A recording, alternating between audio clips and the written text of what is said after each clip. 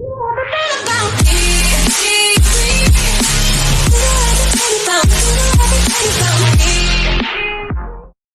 Guys, welcome back to my YouTube channel. मेरा नाम है मनीष तिवारी और स्वागत है आपका मेरे यूट्यूब चैनल पे। तो गाइस, आज मैं आप लोगों के लिए एक नया पाठ्य योजना लेकर आया हूँ विज्ञान विषय का, और प्रकरण का नाम है यानी कि लेसन का नाम है कार्य। तो सबसे पहले हम देखते हैं सामान्य उद्देश्य। तो सामान्य उद्देश्य में पहला है बच्चों में विज्ञान विषय के प्रति रुचि जागृत करना। दूसरा है बच्चों में वैज्ञानिक दृष्टिकोण उत्पन्न करना। तीसरा है बच्चों में तार्किक क्षमता का विकास करना। चौथा है बच्चों को विज्ञान एवं प्रौद्योगिकी के महत्व से परिचित कराना। पांचवा है बच्चों को भौतिक विज्ञान के माध्यम से उनमें जिज्ञासा का भाव उत्पन्न करना। फिर है विशिष्ट उद्देश्य। विशिष्ट उद्देश्य में देखिए यहाँ पर लिखा हुआ है ज्ञानात्मक। बच्चों को कार्य किसे कहते हैं का ज्ञान हो जाएगा। बोधात्मक पक्ष है वैज्ञानिक दृष्टिकोण से कार्य कब होता है और कब नहीं का बोध हो जाएगा। क्रियात्मक पक्ष है बच्चे कार्य पर आधारित प्रश्नों को आसानी से हल कर सकेंगे। फिर उसके बाद है शिक्षण विधि। तो शिक्षण विधि में है प्रश्नोत्तर विधि और स्पष्टीकरण विधि। फिर सहायक सामग्री, खिलौने वाली कार, गेंद तथा अन्य कक्षापयोगी वस्तुएं।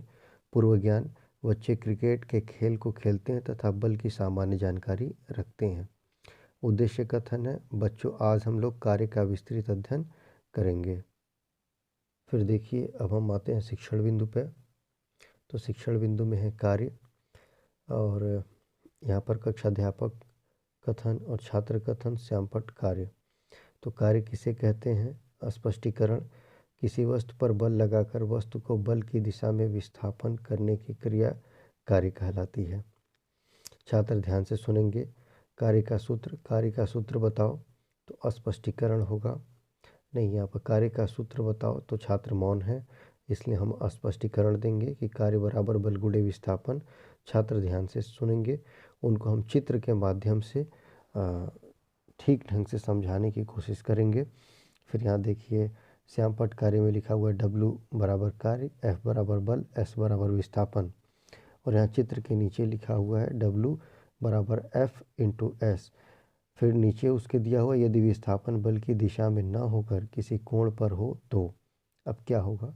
तो देखिए यहाँ पर थीटा एंगल बनाया हुआ है, तो क्या हो जाएगा W equal to F S cos theta. फिर यहाँ लिखा हुआ यदि बल और विशेष स्थितियाँ बनती हैं, तो विशेष स्थितियाँ यदि बनती हैं तो उनमें कौन कौन सी स्थिति पॉसिबल है। तो पहला है यदि बल और विस्थापन दोनों एक ही दिशा में हो तो theta equal to 0, W equal to F S into 1, तो हो जाएगा W equal to F S. फिर देखिए शिक्षण बिंदु, कक्षाध्यापक कथन, छात्र कथन और श्यामपट्ट कार्य। तो दूसरा जो पॉसिबिलिटीज़ है वो है कि यदि बल और विस्थापन विपरीत दिशा में हो तो theta equal to 180, W equal to F S 180 degree, तो हो जाएगा यहाँ पर W equal to F S और कॉस 180 डिग्री का वैल्यू जो है -1, तो हो जाएगा -FS, अर्थात कार्य ऋणात्मक होगा। और तीसरा है यदि बल और विस्थापन लंबवत हो तो थीटा इक्वल टू 90 डिग्री, तो यहाँ पर W equal to F S cos 90 degree, W equal to F S into 0, तो W की वैल्यू 0 हो जाएगी। देखिए इसका मतलब है कि कार्य का मान 0 है। फिर देखिए यहाँ पर लिखा हुआ है कि कूली जब प्लेटफॉर्म पर कोई सूटकेस या बैग ढोता है तो वह विज्ञान के दृष्टिकोण से शून्य कार्य करता है। अब चौथा कंडीशन है कि यदि विस्थापन न हो, तो यहाँ पर S equal to 0, W equal to F into S, तो W equal to F into 0, क्योंकि विस्थापन नहीं हो रहा है तो S की वैल्यू 0 है, तो W इक्वल टू भी 0 हो जाएगा। फिर देखिए यहाँ पर कार्य का मात्रक हम बताएंगे, तो कार्य के मात्रक में सबसे पहले हम छात्रों से पूछेंगे कि कार्य का मात्रक बताओ, तो छात्र मौन है, और हम स्पष्टीकरण देंगे कार्य बराबर बल गुणे विस्थापन, तो कार्य का मात्रक बराबर बल का मात्रक गुणे विस्थापन का मात्रक। यहाँ पर छात्र ध्यान से सुनेंगे। फिर उसके नीचे दिया गया है न्यूटन गुणे मीटर।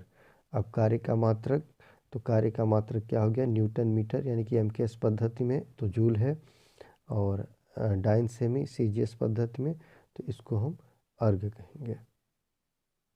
देखिए यहाँ पर क्रम संख्या, शिक्षण बिंदु, छात्र अध्यापक कथन, छात्र कथन और श्यामपट्ट कार्य। तो डियर फ्रेंड्स, इसके पहले आप लोगों ने जो 2 पेज पे देखा, तो वहाँ पर जहाँ पर कक्षा अध्यापक है वहाँ पर आप छात्राध्यापक लिख सकते हैं। अब देखिए यहाँ पर जूल तथा अर्घ में संबंध। तो पहला है जूल तथा अर्घ में क्या संबंध है। तो यहाँ पर छात्र जो है मौन है, तो हम स्पष्टीकरण देंगे, छात्र ध्यान से सुनेंगे। तो 1 जूल बराबर 1 न्यूटन गुणे 1 मीटर। तो यहाँ पर हो जाएगा 10⁵ डाइन इंटू 10 स्क्वायर सेंटीमीटर, तो इक्वल टू हो जाएगा 10⁷ डाइन सेंटीमीटर। अब छात्र कथन क्या है, छात्र ध्यान से सुनेंगे। और श्यामपट्ट कार्य क्या है, 1 जूल बराबर 10⁷ अर्घ। अब आंकिक प्रश्न की तरफ बढ़ते हैं। तो देखिए, किसी वस्तु पर 5 न्यूटन का बल लगाने पर वस्तु में बल की दिशा में विस्थापन 2 मीटर होता है, तो कितना कार्य होगा। यहाँ पर हो जाएगा F = 5 newton, S = 2 metre, W = F × S। तो हो जाएगा यहाँ पर 5 × 2, तो W हो जाएगा 10 जूल। अब देखिए आंकिक प्रश्न में ये दूसरा प्रश्न है, किसी वस्तु में 10 न्यूटन का बल लगा है, वस्तु में विस्थापन बल की दिशा से 60 डिग्री के कोण पर 5 मीटर होता है, कार्य की गणना करो। F = 10 newton, theta = 60 degree, S = 5 metre, तो W हो गया F × S cos थीटा। तो हो जाएगा 10 × 5 cos 60 डिग्री, तो 50 × अब cos 60 डिग्री की वैल्यू है 1/2, तो 50 × 2 1/2, तो हो जाएगा 25 जूल। अब देखिए आगे है बोध प्रश्न। तो बोध प्रश्न में क्या है, कार्य किसे कहते हैं, कार्य का सूत्र तथा मात्रक बताओ, जूल तथा अर्घ में क्या संबंध है। अब मूल्यांकन प्रश्न है कि जब विस्थापन बल की दिशा से थीटा कोण पर हो तो कार्य का सूत्र बताओ, यदि विस्थापन 0 हो तो कार्य का मान बताओ। फिर है W = Fs में सभी अक्षरों का प्रयोग करें जिनको सांकेतिक रूप में लिखा गया है। अब निरीक्षण कार्य है, जब छात्र श्यामपट्ट कार्य कापी में उतार रहे होंगे तब छात्र अध्यापक कक्षा में घूम घूम कर उनकी कापियों का निरीक्षण करेंगे। अब गृह कार्य है कि किसी वस्तु में कितना बल लगाया जाए कि वस्तु में विस्थापन 2 मीटर बल की दिशा में हो, जबकि कार्य का मान 14 जूल है। तो यहाँ सुझाव या समालोचना है। फिर नीचे है हस्ताक्षर छात्राध्यापक, और यहाँ पर हस्ताक्षर निरीक्षण करता। सो माय डियर फ्रेंड्स, आशा करता हूँ कि आपको ये वीडियो समझ में आया होगा, अच्छा लगा होगा। और मैं फिर आप लोगों के लिए नेक्स्ट लेसन प्लान पाठ योजना जल्द ही लेकर आऊँगा। And thank you so much. आप बने रहें मेरे यूट्यूब चैनल पे।